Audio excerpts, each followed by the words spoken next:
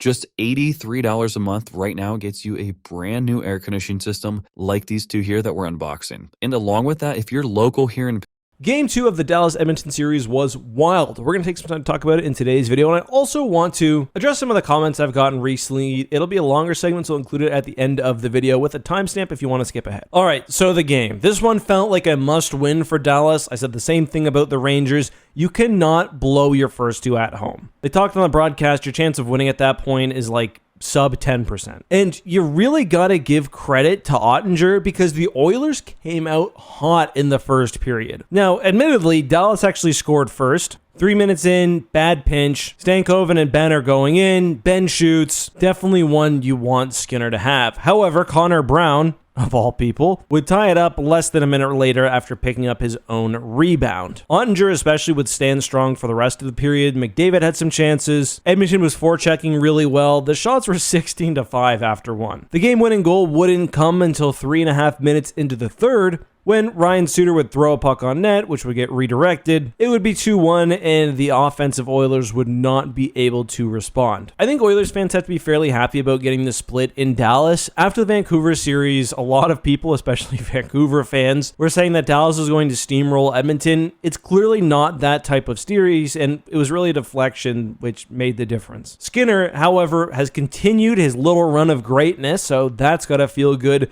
McDavid, however, I mean, he's only got 3 goals all playoffs. It's just, I wonder if he can break out and get a little more offense going. Although, obviously, he's still driving things with 20 assists. I'd like to see him shoot more. Dallas, the first again was concerning, but you've got to be happy about how Oettinger can steal a period for you, then your team tightens up in the second and the third. All right, so for the second part of this video, recently I've been getting a lot of feedback and even some frustration about how we on the Ek Hockey channel decide to cover certain games that really our total approach to content. And I want to be clear about one thing. At Ek Hockey, we do not try to be TSN, ESPN, or really, let's be honest, unbiased hockey journalists. That's not what we're going for here. This is my authentic self. The goal of this channel is to basically put my thoughts out into the world, almost like you were talking to a friend who watched the game. If you were to talk to me in real life, I would say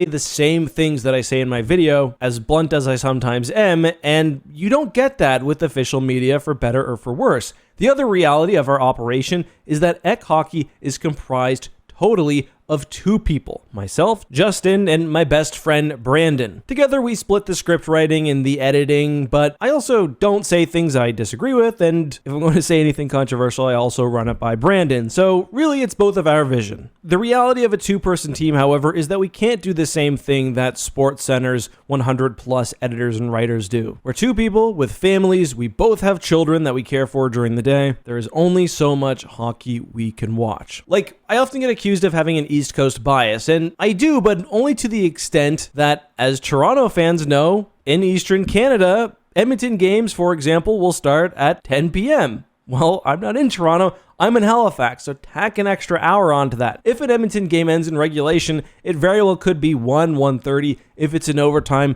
double overtime, we're getting into some really nasty hours. A lot of people were frustrated we didn't cover Game 7, Vancouver-Edmonton, for example, and were saying I didn't do it because I didn't want to give Edmonton their flowers. That could not be further from the truth. I was simply exhausted. The first 2 rounds took a lot out of Brandon and I. The game ended pretty late. I didn't have the energy to do it that night. And after that, I just figured, let's reset, come back to it in the 3rd round. When the games end late, though, there's always going to be a gap in time. It's just how it is. We're not machines. We've got to get up early with our kids. It's how it is. But I also want to talk a bit more directly to Oilers fans. After the last video, the sort of comments about how much I hate the Oilers and continually hate the Oilers were turned up to 11, which I found incredibly surprising because I've always been very outspoken about the fact that the Oilers are my 3rd favorite team. It's the Rangers clearly above everyone else, then Toronto, than the Oilers. The Oilers are my second most watched team because I love watching McDavid. I've done more Oilers videos than on any other team, including New York, and I just think some of you need to relax. I understand it's the playoffs, emotions are heightened, I get the same way, but let's just take a breather. Like, the video I did about McDavid being a goon was clearly tongue-in-cheek. McDavid is not a goon. He's the most skilled player in the world. Is he a little loose with the stick sometimes? Sure. But I thought calling him McGoon alongside McDavo and McSpearsy or whatever else I said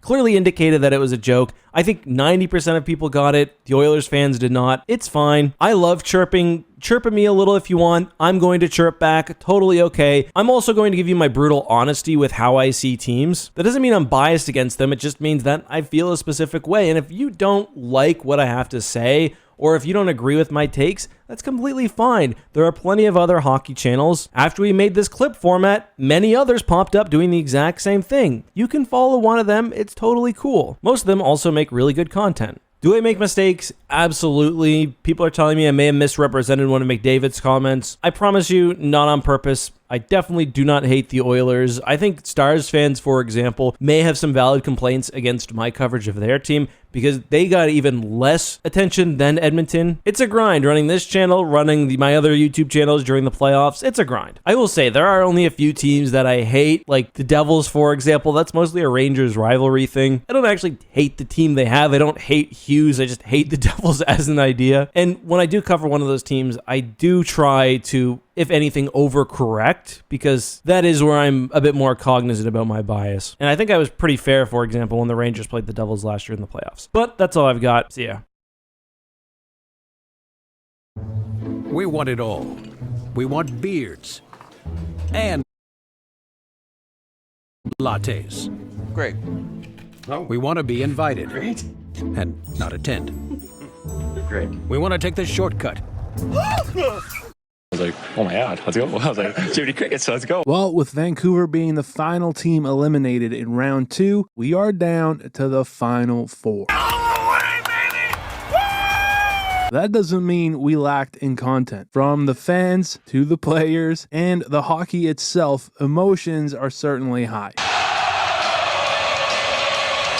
This week, we had several big-time saves between the pipes, huge hits with bodies flying all over the ice, several great moments that aren't getting recognized by you guys. And under it is the letters STFU. I haven't seen my video guy.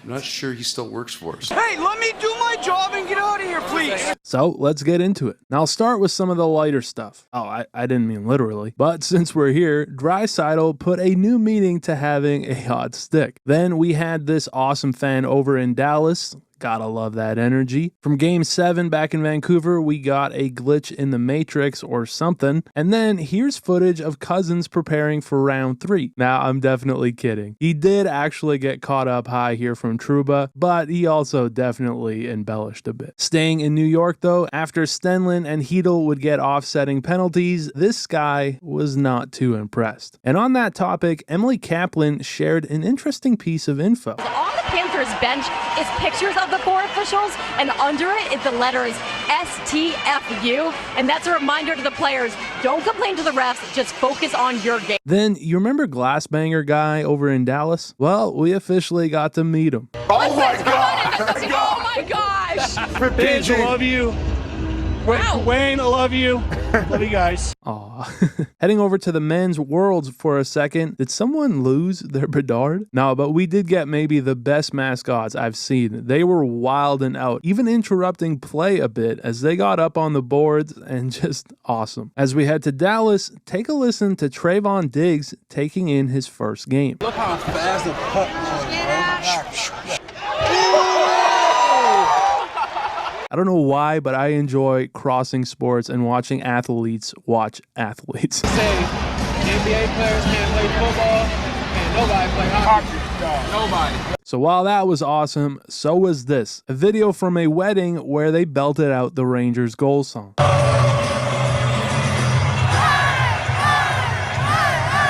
So with that, how about we head to the Eastern Conference Final, where it's been a steady diet of big big-time hits. It all started in Game 1 with the Tkachuk train chewing his way through Trocheck with a big open ice hit, as he then went on to score the opening goal of the series shortly after. Having said that, I have to mention how this started. Forsling, with great defense, shut it down and then got them going the other way, but most of all, he followed the play the whole way through. Great stuff. And so, if Eager was pissed off here, I can't imagine how he felt here. First, gives it up to Verhaeghe, who then comes in to the front of the net and they score. Lafreniere with an own goal late, as Florida would take Game 1 with relative ease. However, Game 2, it's Rempe back in and the heat turned all the way up. Now this came right off of the opening goal, where Trocheck, sending one to the front on the follow-through, caught Forsling up high, which opened up space. Laffy hits Verhaeghe as Fox finds the open Trocheck and they score. But the Panthers were not too happy. Following that, the hitting ensued. Mikkola sitting down Fox, then Kulikov with a huge open ice hit on Wenberg. This one was called for interference. We also got a bouncing puck as suddenly Lomberg caught Zibanejad, putting him down, and even the Empire State Building himself was getting it as Kulikov took him out. But in overtime, it was Trocheck for Gaudreau, and he scores. Some beautiful sauce from Trocheck here, feeding Gaudreau, and just like that, this series was tied, and I love Trocheck's running celly here. Barkley's been a guy who's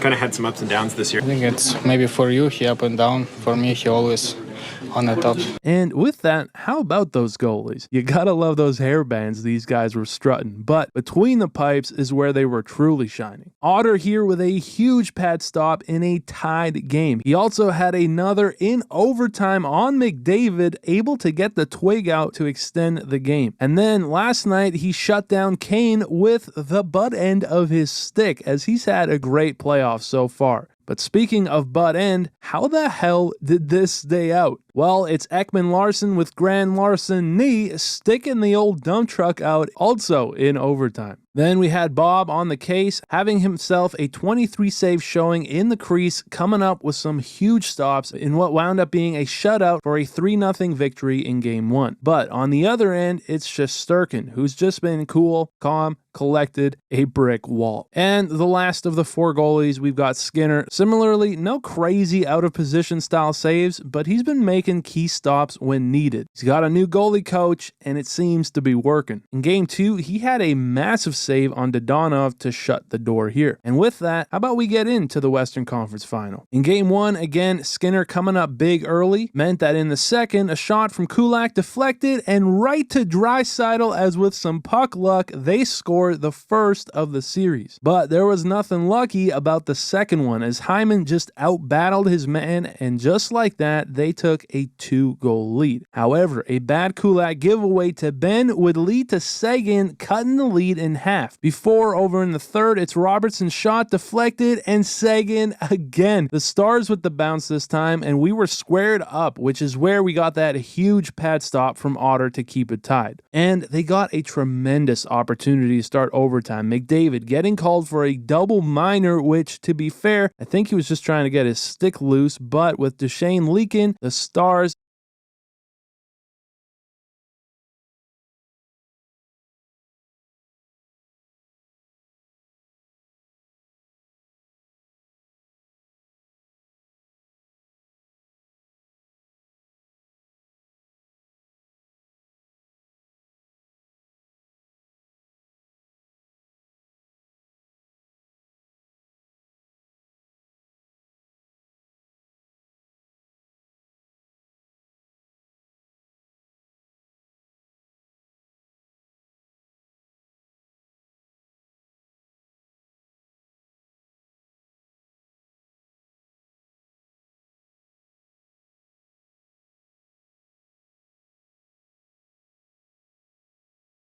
got 4 minutes and got nothing but pipe. I could not believe they did not end this game, but instead it's McDavid to end it, and it's Otter again, keeping Dallas in it. With that said though, they did end up taking it in double overtime with who else but McDavid, as the Oilers would take Game 1. Apologies to everyone for keeping everyone up a little bit longer, but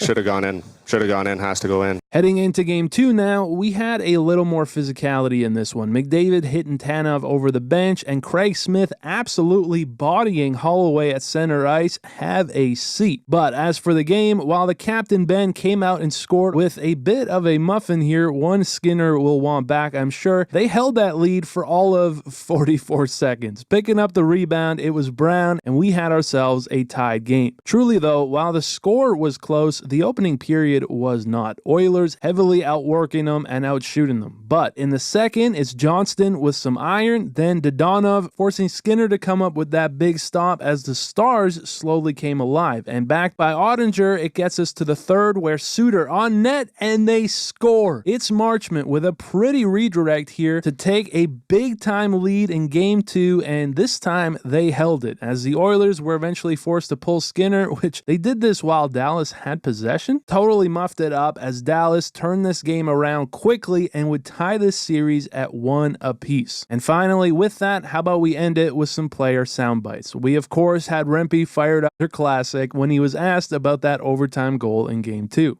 When you looked at the goal, I mean, was it just a good shot? You know what? I haven't seen it yet. Yeah, I haven't seen it. I haven't seen my video guy. I'm not sure he still works for us.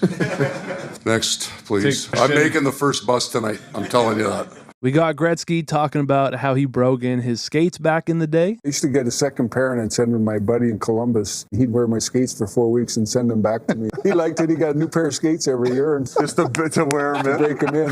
Draisaitl with a sly roast on Spectre. It's a lot of little things that guys are doing that aren't getting recognized by you guys. We also got a cool ref POV shot from the men's world. Once the whistle is done, stay out of it, okay? It's getting kind of annoying. Let me do my job, man. Hey, let me do my job and get out of here, please. You're going to call that a 5, which is not a 5, right? 100% a 5. Then with McDavid pumped about taking Game 7 in Vancouver, he completely lost his voice. I thought we played a great 15 minutes. Excuse me. Sorry about my voice here. Congrats, go get a lozenge. Thanks a lot. Yeah, sorry. And finally, speaking of Vancouver, with the players getting their exit interviews, it gave us some great sound bites. It will be nice to get a break from everything. Very noisy season in terms of contracts and how I've been the last 3 months. First half of the year, I was producing. Second half, I was not. And why was that, I guess, is the question. If I know the answer, I probably would do something different. Were you playing through an injury? No. Like, we gave you your space all year. We're just trying to ask a few questions at this stage. On an injury, if I didn't have injury, what do you want me to say? I said no. But yeah, that's about it for this week. As always, thank you guys so much for watching. I appreciate it very much. And I'll see you in the next one.